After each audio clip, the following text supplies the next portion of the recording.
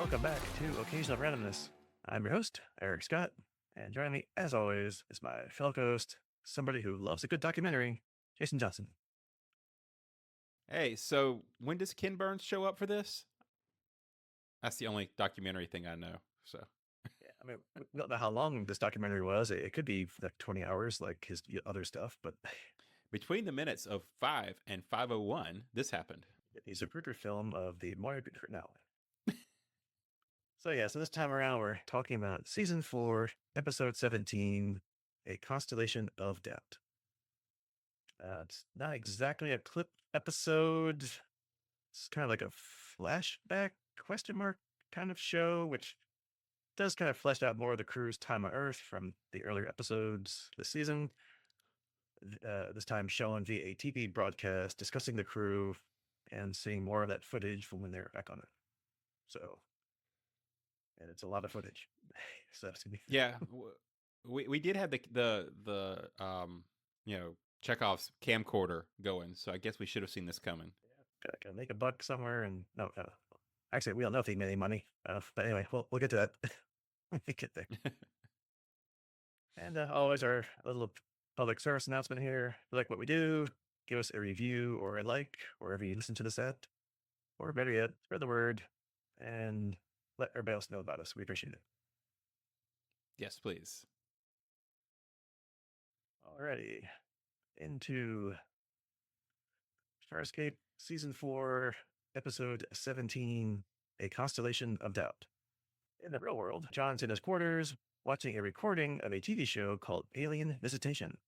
Rigel's with him and asks how many times John plans on watching it.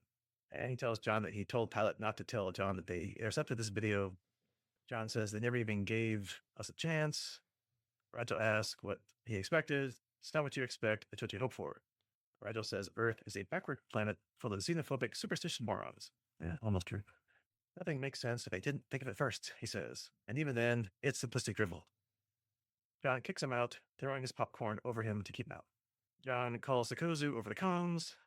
She has yet to find anything relating to Katratzi, the place where they think Scarrans have taken Aeryn. See last episode. And she says, as stupid as you must think Scarrans are, they have managed to build one of the most extensive empires in the galaxy, in part by not advertising the fact that they have secret bases. John asks if she's asking the right people, which makes her a little angry. She tells him if he bothers her one more time, he can come down and do it himself. But he won't. Because he's too busy watching this TV show.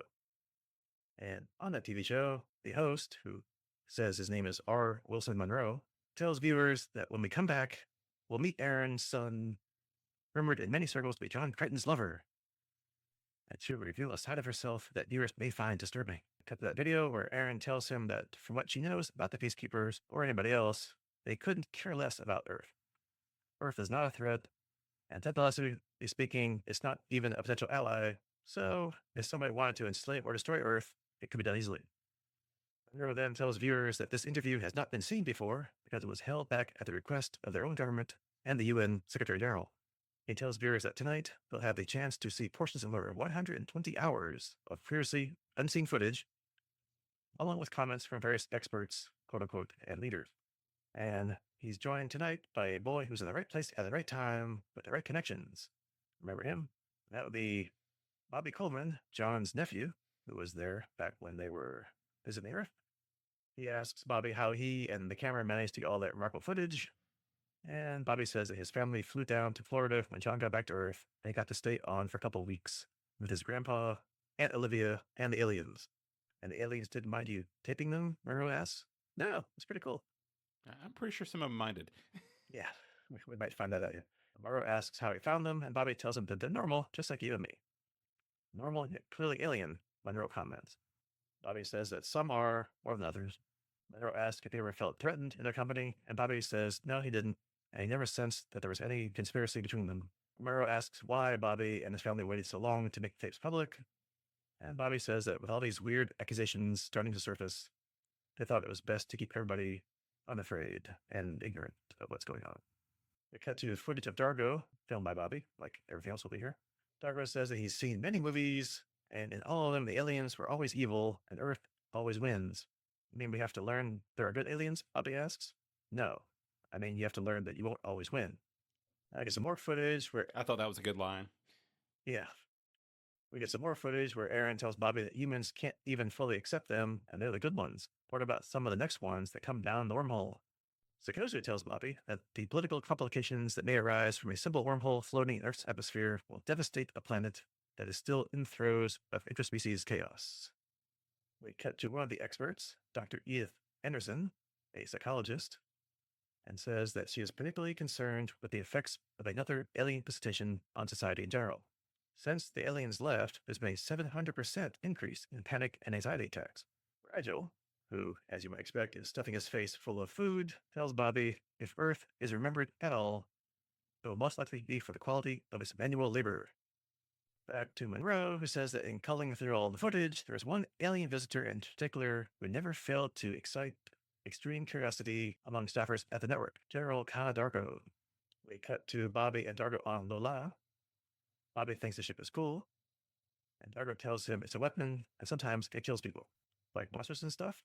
Yes, sometimes. But sometimes it just kills those who are in the wrong place at the wrong time. And then he lets Bobby look through a recording captured by targeting the array from Lola, and Bobby sees the annihilation of the rogue Leviathan from many episodes ago. Bobby's a little stunned and asks if Earth could stop them if they attacked, and Dargo says with their current defenses, no. So, of course, we cut to a Army person, Major General Stephen Walcott, who says that the most disturbing thing about this Pandora's box they've opened is that he may be right. From what he's heard, Dargo's ship has their best and brightest utterly perplexed. Back to Dr. Anderson, who says that by indication that their current defenses could not contain him, General Dargo is performing an act of psychological terror. No, just the truth. Back on Moya, in the present, Dargo enters John's quarters and instead puts on a tape of American football that John brought back from Earth. Katratzi, Dargo says. What? Just says John. Dargo tells him that they can't find it anywhere. Pilot searched every frequency. John tells him that the Scarrans have Aeryn in a box somewhere, and he's adamant he's heard the name Katratzi before, even before Sakozu overheard it from where they said they were taking praise of. Dargo tells John he's confused, not getting enough sleep, and watching too much TV. They hate you guys, John says, of humans. Well, I liked it there. Dargo says, you see the show? No, says Dargo. Well, you should. It's educational. They're not even ready. Dargo tells John that they should move on and acquire a nearby planet. John says, nope, he knows, and tells Dargo to put the tape back in. Back on the show, Olivia Crichton says that John is now more thoughtful than he ever was. He studies everything more keenly before deciding what to do. Bobby's with John, who's sitting on some stairs at his house. He asks John what the worst part of being in space was, after jokingly saying the lack of toilet paper, which I guess just had something I never thought of. But anyway. They have 3 seashells. It's fine. Yeah, well, they have those things for your teeth, this organic thing. So I wonder what. Anyway, never mind. Did you ever see Demolition Man? Side note. The 3 seashells. Right. Anyway, that's true. Yeah, right. He says really that it was missing his family. Bobby asks what was the most different when he got back to Earth, and John tells him that Earth is pretty much the same as it was when he left. Are you different? John says that he is, and things that used to bother him don't anymore. The world seems smaller, and he keeps waiting for something to happen, and when it doesn't, he has to remind himself that this is normal. Dr. Anderson says that this is post-traumatic shock syndrome. She says it's hard to tell without examining him, but from the snippet of the tape, she's concerned about his constantly waiting for something to happen. This suggests he's under enormous and continuous stress. Yeah, for 83 episodes now. Pretty much. We'll cover that soon. Back on Moya, real time, Chiana catches Sakozu taking a break from searching for Katratzi. Sakozu tells her that no one's ever heard of it, and she's been done for Arns. Pilots double check, but no one at all has heard of it either. Well, they must be lying, Chiana says. No, Chiana, they're not lying. Chiana tells Sakozu not to lie to John, so Sakozu gets angry and storms off, telling Chiana to try, because she's done. Back on the video, their auntie tells Bobby that she likes that humans are always striving to reach higher, hoping for a better tomorrow. She cites that as the quality that first attracted her to John. She adds that humans are so ignorant, but never give up, even in the face of insurmountable odds. A new talking head, Dr. Fletcher, encourages us to listen to what Narenti is saying about us. Humans never give up. For that to become impressed upon the alien mind, the simple fact that we would tend to take for granted ourselves becomes validation that we eventually will fit in, never give up. Olivia says she's actually really spiritual, You should hear her stories about religions of all the worlds she's visited. Really an eye-opener. So much cruelty and so much kindness. And now we cut to Ranty asking Bobby what constitutes a good religion. She then talks about his religion justifying killing. Dr. Fletcher says that Narenti is not wrong about humans having a history of and culture of killing, and that we continue to wallpaper with justifications and platitudes. He sees nothing wrong with what she's saying. Narenti says that killing is often part of life. What's hypocritical is to condemn and then to make allowances when the situation suits it. So it's okay to kill? Asks Bobby. Absolutely, she says. Sometimes you must. Cut to Reverend Nathan Buckley, a religious leader, and comments that if her religion justifies killing, then she's not somebody who wants telling them what to believe. On the other hand, another religious person, Ivan Chanderpaul of the Federation of American Buddhists, says that there's never an occasion when murder is allowable. Life is the font of all that we hold with respect. A general of the U.S. UN Space Command says, after she's had to kill somebody, then I'll accept her pronouncements. Bobby asks her if religions hate each other where she comes from. Oh, no, they don't. Good heavens, she replies. She says religions are grand, lofty ideals, but religious followers are another story. Wars, Bobby asks. Unspeakable. So not so different, he comments. Nah, that's nothing to be proud of, she tells him. Then we got Aeryn telling Monroe in the interview that while cultures and civilizations may vary wildly, from societally primitive to hyper-mechanized, there's still surprisingly a uniformity in the way that people conduct themselves. Essentially, wherever you go in the universe, we're all the same. And that way, Earth is no different from other planets. He asks her if species from other worlds have relationships, marriage, and children, and says, yes, they do, but there's limits. Genetic patterns have to support such a union. He asks if a Sabacean such as Aeryn could procreate with a human male. John rewinds the tape and listens to that question again, but Aeryn pauses before answering. Then John sees a vision of Aeryn saying that she believes Katratzi to be a highly guarded base, as they would have taken the base anywhere else less secure. He rewinds the tape again, and Aeryn tells Monroe she was just thinking and says that there's no way to be sure, but their physiologies do appear to be very similar. We get some more footage of Bobby filming through a crack in a door. Olivia's asking John if he'll be okay. He says he'll be just fine, just never the same. She sees through that, knowing he has feelings for Aeryn. He asks what his tell is, and she says that his lips soften when he sees Aeryn. Well, she's got a word for us, he tells her. It's called yesterday. Olivia says that Aaron's tell is her eyes. She's waiting for him. Back on Moya, as John continues to watch the video, standing by his door, Channa comes along. John tells her she knows this word Katratzi. She says no, but John says it's not a question. He tells her that she heard it with him, only from Sokozu. No, with me, John insists. Back on TV, Aaron's putting Christmas presents under the tree. Janet asks John when he'll give up, as he has to sometime, but he says he doesn't. Olivia takes over on camera so she can shoot Bobby and Aeryn together. Well, where do we find her? Janet asks. We find her, John replies. Janet says he could go back to Earth, but he says not without Aeryn. Monroe says that occasionally on these tapes of footage, despite the similarities, they came across a moment that seemingly unites them across the endless chasms of space. And this time we cut to footage of Bobby filming Shanna, who is cuddling a dead rat. She's upset and says that he was her friend, and they stop just outside the kitchen and he ate something. Olivia says that the more time you spend with Shanna and the others, the more you realize that we're not all that dissimilar. Bobby's not filming Dargo and says that he didn't think he'd like Earth at first, but he does. It reminds him of his planet 10,000 cycles ago, undisciplined and adventurous. Dargo then tells Bobby that there are better things to do with your life than become a warrior. Bobby asks if he's ever killed anybody with his tongue. No, Bobby, my tongue contains adaptive venom. The victim takes only enough in to lose consciousness. No one dies. And despite Bobby's pleadings, he won't let him see it. Bobby then tells Dargo that thought he was great on David Letterman, and Dargo replies that he thought everybody was laughing with him. Then we cut to Morrow saying that for every instance where we may be lulled into accepting the alien visitors as nothing more than peculiar-looking versions of people we know on Earth, there comes another moment on these startling videotapes that seemingly shatters any illusion of potential coexistence. Now we cut to footage of Bobby following Dargo on down the corridor on Moya. He keeps pleading with Dargo to tongue him, and Dargo finally agrees, telling him not to tell anybody and turn off the camera.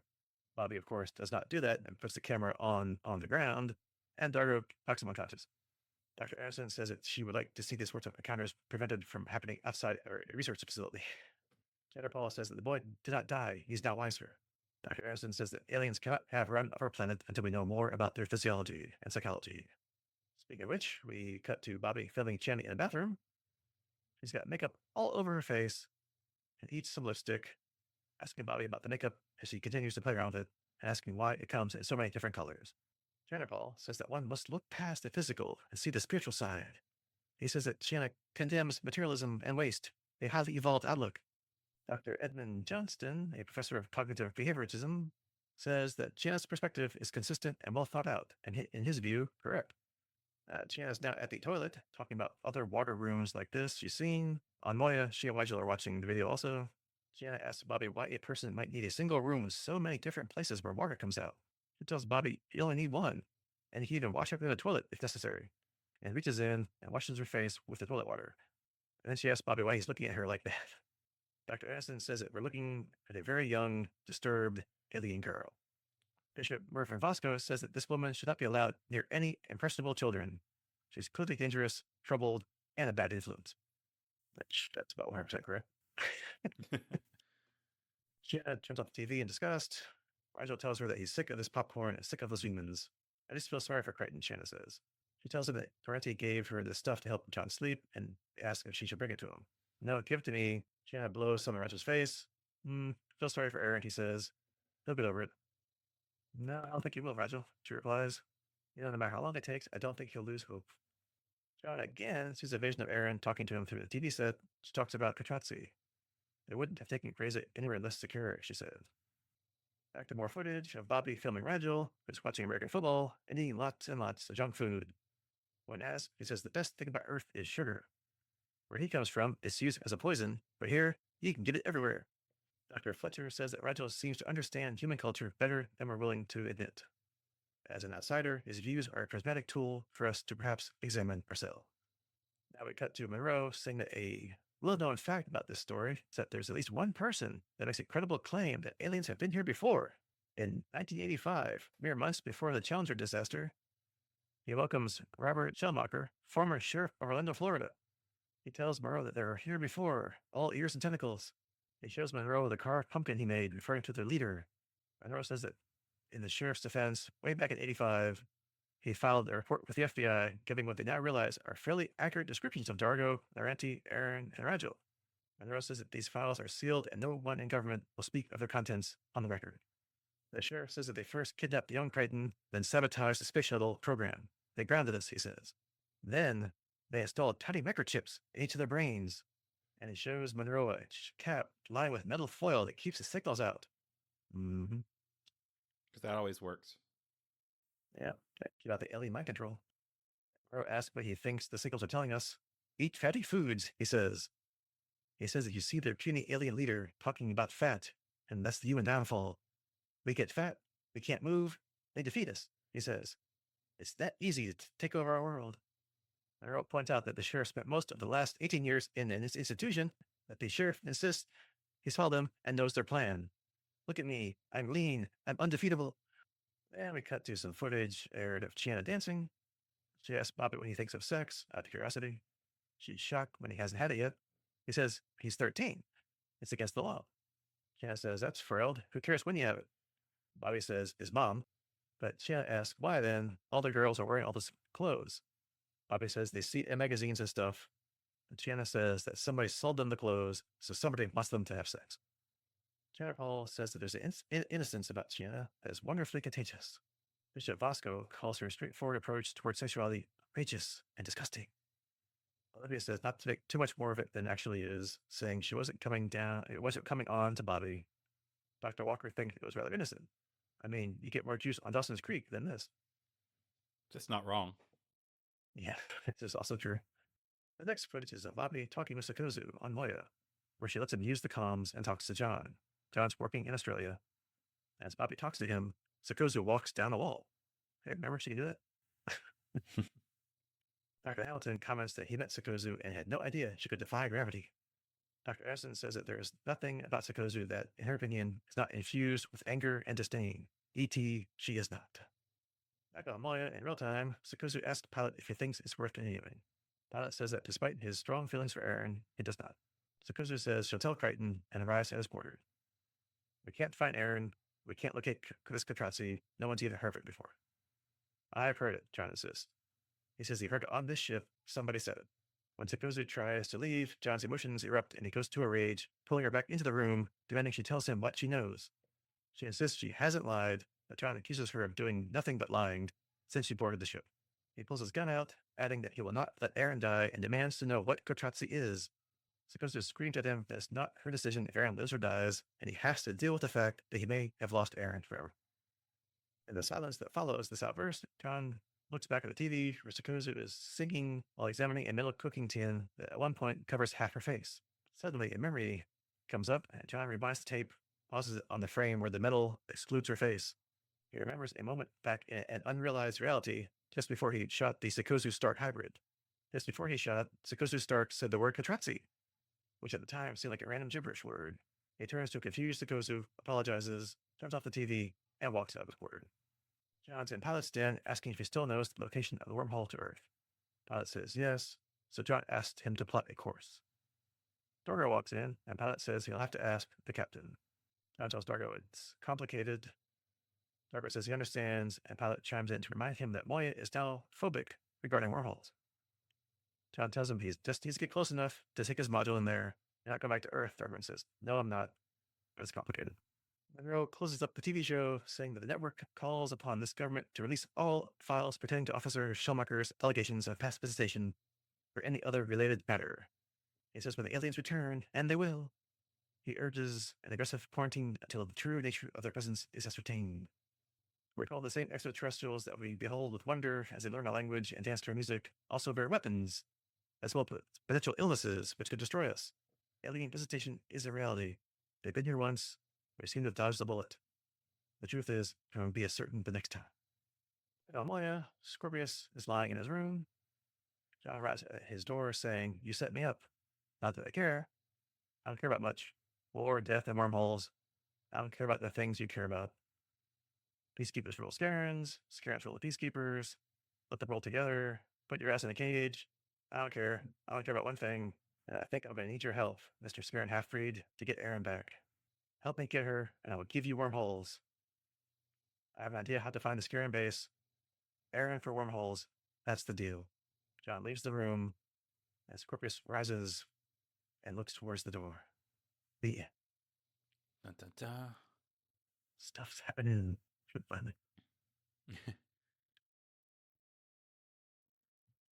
All right, so there's lots of trivia about this episode, which you'll see why in about 10 seconds.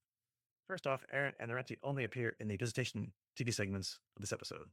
And it was near the end of production of this episode that the cast and crew were informed of the series cancellation, the actual season finale having been filmed earlier than this episode. That's not confusing. That's how TV works, I guess. Yeah. The fan-based movement to save the series was already underway by the time the final scenes were shot. Most of the cast and crew were made aware of this cancellation immediately, but Lanny Tupu was en route to a sci-fi convention in the US and didn't hear about the cancellation until a fan told him about it. The news came down with only a couple of shooting days left. The scene between John and Olivia on Moya was the final one to be filmed during the series run, and was filmed in September 2002. It took 4 takes. The scene with Gianna in the bathroom was Gigi Edgley's final scene as Gianna. Knowing this, she tried to do as many different things as she could to make it the best possible Gianna scene in the whole series. Claudia Black's final scene was the one in the kitchen when she makes a sandwich while talking to Bobby. Executive producer David Kemper played the mysterious Mr. X panelist, while creator Brian Henson played Professor Edmund Johnston. The script for this episode was 116 pages long. Normally, they're about 58 pages long. So as a result, this episode had lots of deleted scenes and extended takes, many of which are included as extras on the DVD release. This episode shakes up the timeline suggested by Terra Firma, the prior episode, when they're on Earth, by establishing that the Moya crew were on Earth for much longer than suggested in the episode, perhaps weeks or even months, during which several of them toured at least South America, and both Aeryn and Dargo appeared on TV. In addition, this episode establishes that at least 6 months have passed since the Earth visit, or at least 6 months since Aeryn's video interview. It's not explained how the majority of the people of Earth would understand the language of Moya's crew without translator microbes or subtitles. More on that in a minute. Dr. Adrian Walker reacts to footage of Sikozu walking down the wall by saying, "Oh, this is almost certainly a deliberate reference to the fact that Nicholas Hammond, who played Walker, was the first actor to play Spider-Man in the live action television film and series back in the 1970s. It's funny how tenuous webs connect all these TV shows. Small world acting. All right, so what did you think of this? Not really a clip show, but kind of a flashback episode. Uh, if in real life aliens came to Earth like Moira Crew did, and it all played out just like it did for them, do you think this was like an accurate kind of TV show that would have been made with accurate panelists and their opinions and comments?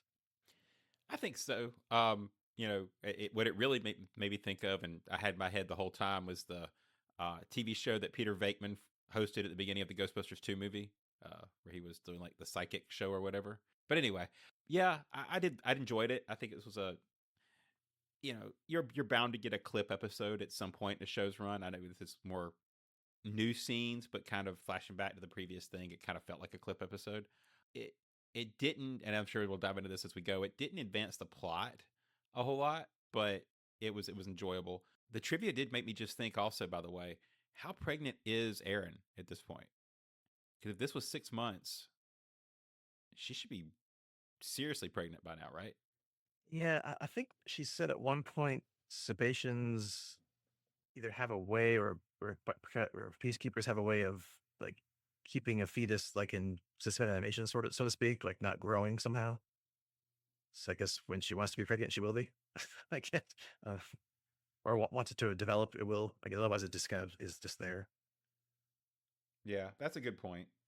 I think it was back when they were on the command carrier, like was it end of last season? I think she mentioned it there or something.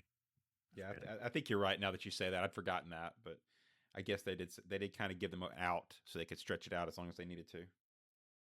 Yeah. Plus, yeah, it makes it easier on the shows, I guess. Just stretch it out as long as you can.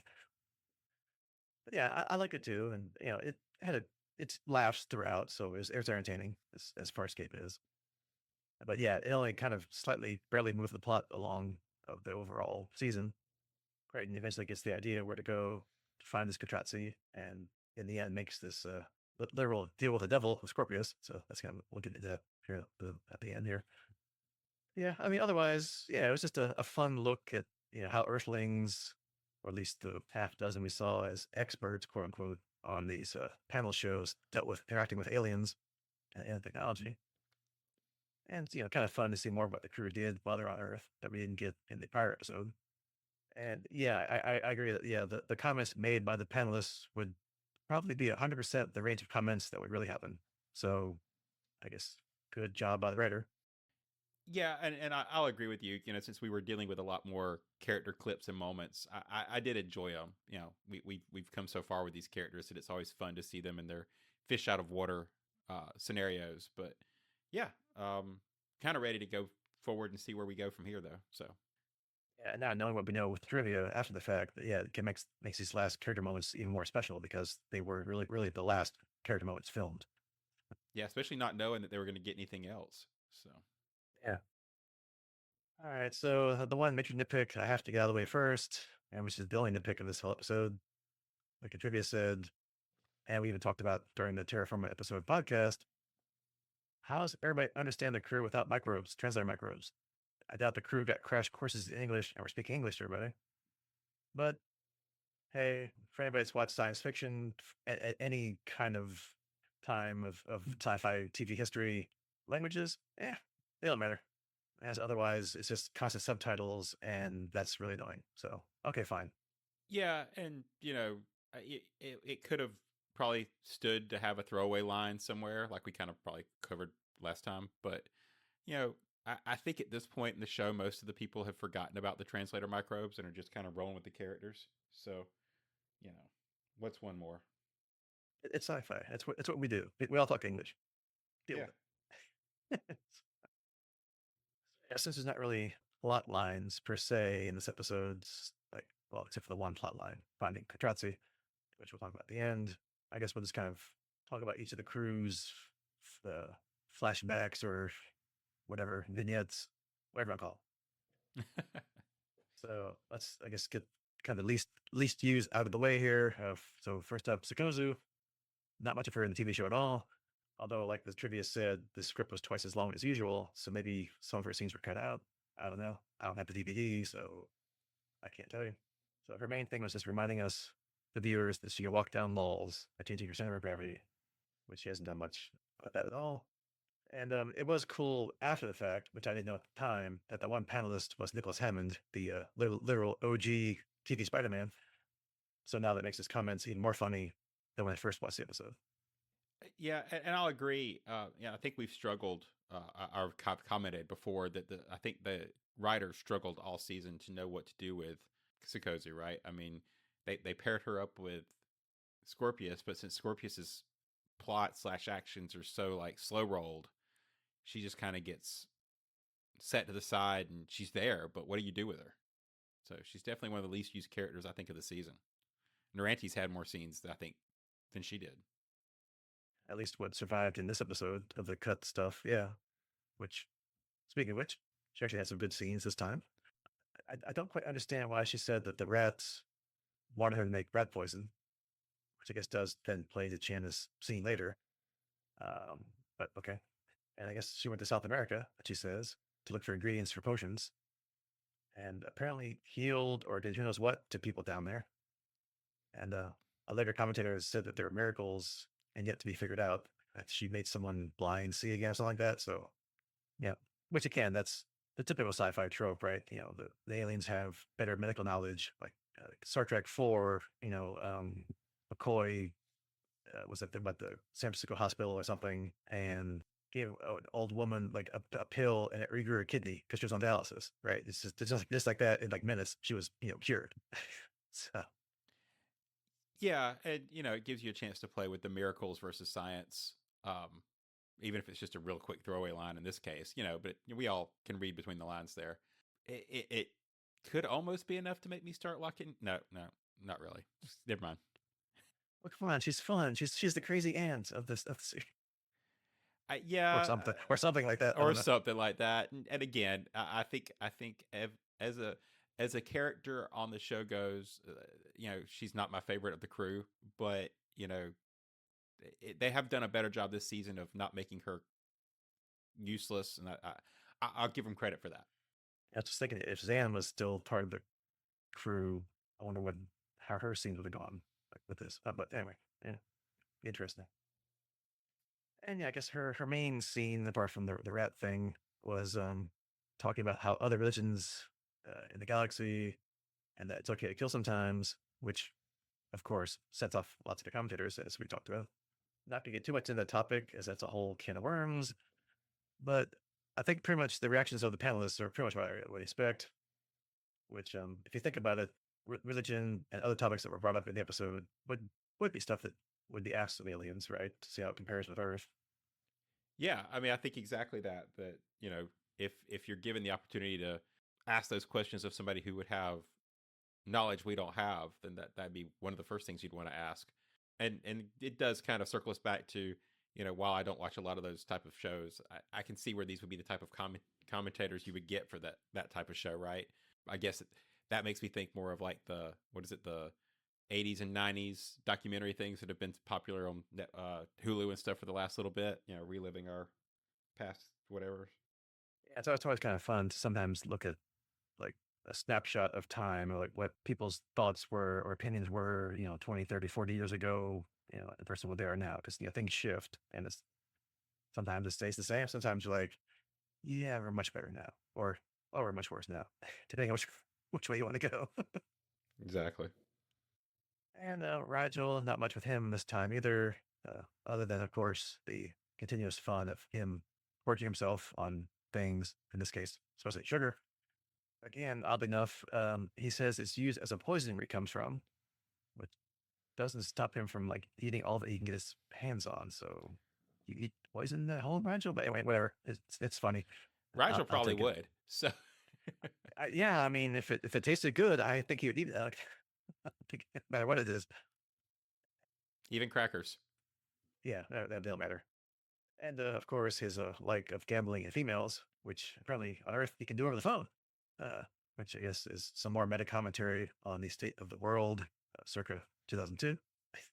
Yeah, I mean, it's kind of neat, right? Because this gives us a chance to see. We're watching a show from that time period, so we have a time capsule inside of a time capsule of our society in that time period. It was weird 20 years ago, and it's still weird 20 years later. Yeah. Yep. And getting to some people that had some more scenes. As Shanna definitely has some good scenes here. Of course, she talks to Bobby about her favorite topic, sex, which of course, talking like that to a minor, of course, sets off the commentators as you would expect.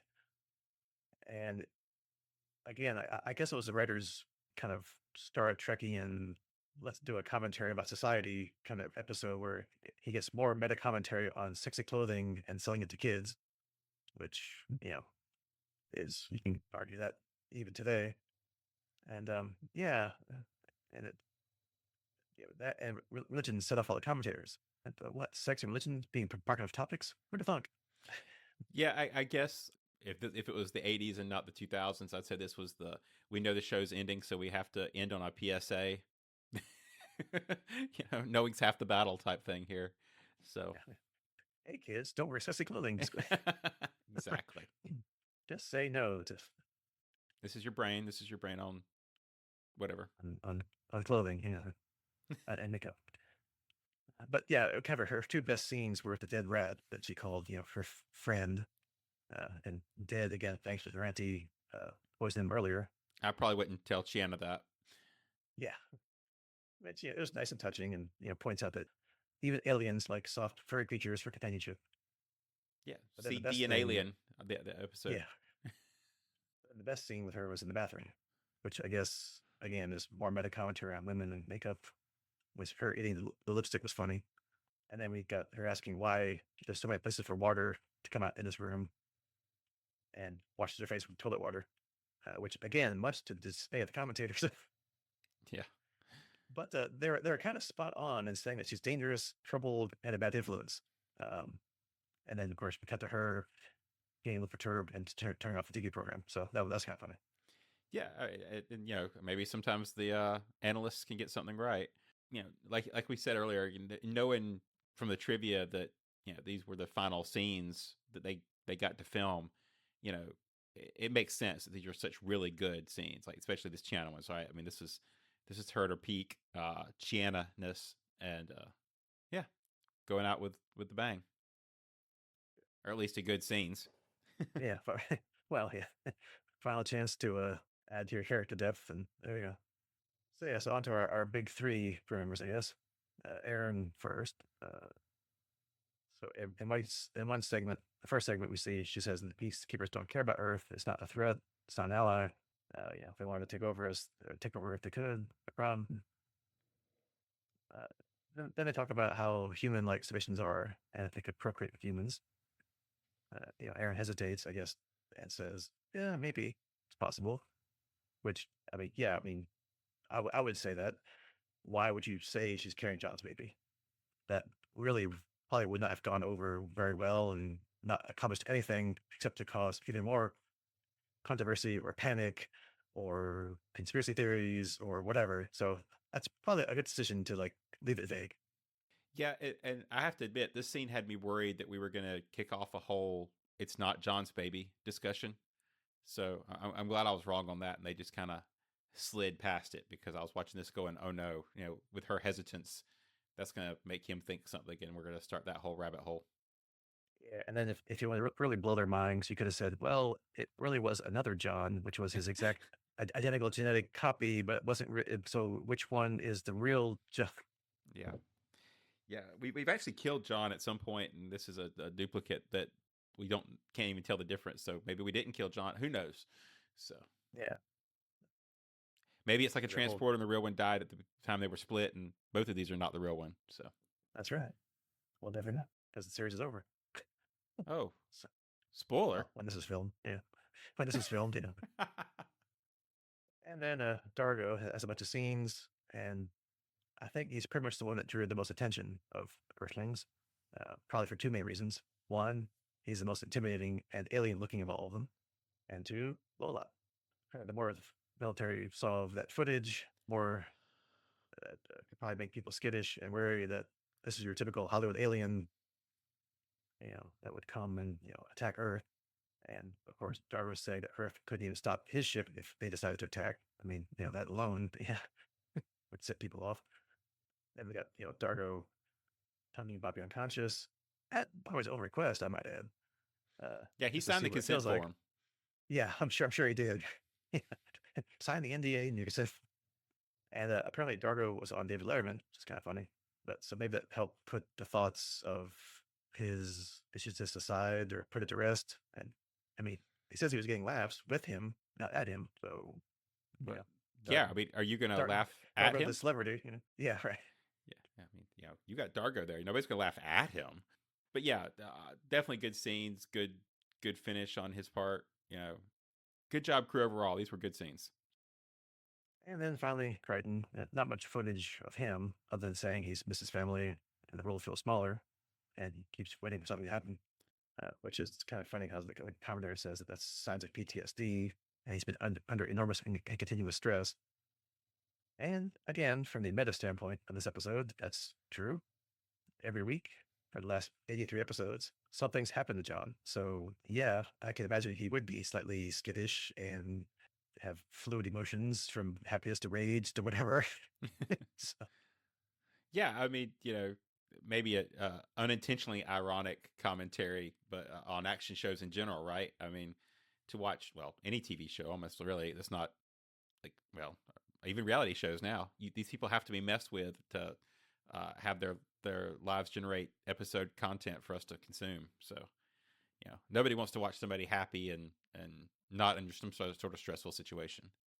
yeah, because even I think even on this show that they needed time to go relax. They had episodes where they're relaxing and stuff because of things are going crazy, and other like episodic TV shows that had scenes or shows where the crew has to go rest or recover because it's just too much. Like it's too much going on. Which every week it's Yeah, but upending. usually even those relaxation episodes have to have something go wrong for them to have to Exactly solve. right. So there is no relaxation. It's just something has to happen because it's a TV show. And it would be kind of not fun to watch your characters falling apart because they have reached a breaking point. Which some shows do that too to do more drama. But you don't want to have your big heroes freaking out all the time. And yeah, he keeps seeing visions of Aeryn through the TV show. It didn't really happen, but it's just his visions talking about Katratzi, and he keeps swearing to others that they've heard it too, and which we of course know where he's heard it from. Then he finally figures it out that it was from one of those unrealized realities he went through a few episodes ago. And it was a really kind of awkwardly scary scene with him threatening Sakozu with the gun before he realizes all that. I thought that was kind of a well done little scene. And I guess does kind of go back to what you said of him being under constant stress and not dealing with it very well. So there you go. He's had this little whatever break, tantrum, whatever. But now he knows where Katratzi comes from. So he wants Dargo to go back to the nearest wormhole so he can go figure it out. But then they save the best for last, obviously, because that's how TV shows work. He goes and visits Scorpius and agrees to give him wormhole knowledge in exchange for helping get Aeryn back from the Scarran base. And I couldn't tell the look on Scorpius' face when John left after saying that. If that was like disbelief, surprise, happiness, all three. I don't know. Do you think maybe because John says he set him up?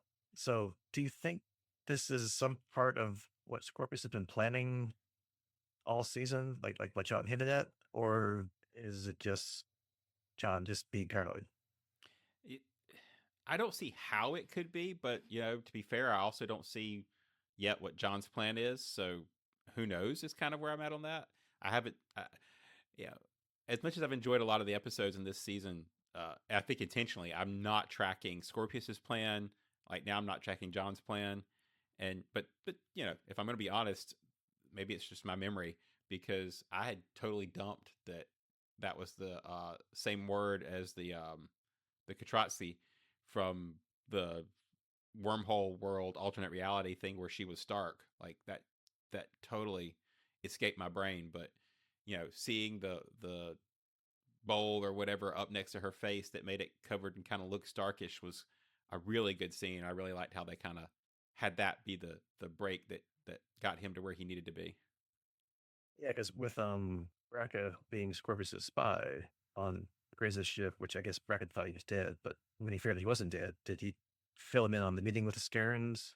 And he set up something to try to get Aeryn captured too, so that John would have to ask him to help. I don't know. Yeah, it's kind of like how far down the conspiracy rabbit hole can you go, or is it just like, oh, it just happened, and John is just you know misconstruing things at this point? I don't know. Well, everything's got to be Scorpius's fault when he's under stress. So, Yeah, I mean, that's your default reaction because yeah, it's got to be because why else would bad things happen, right? If it wasn't because well, Scorpius. and speaking of which has PTSD, been mostly true for the last 4 episodes, for the last 4 seasons. But yeah, I mean, he's still got Harvey PTSD or HSTD or whatever. So yeah, right. living with that thing in his brain. So, yeah, so we'll see what happens. We'll see if that's revealed in the next couple episodes or if it's just a coincidence. Yeah. So speaking of next episodes, what's next?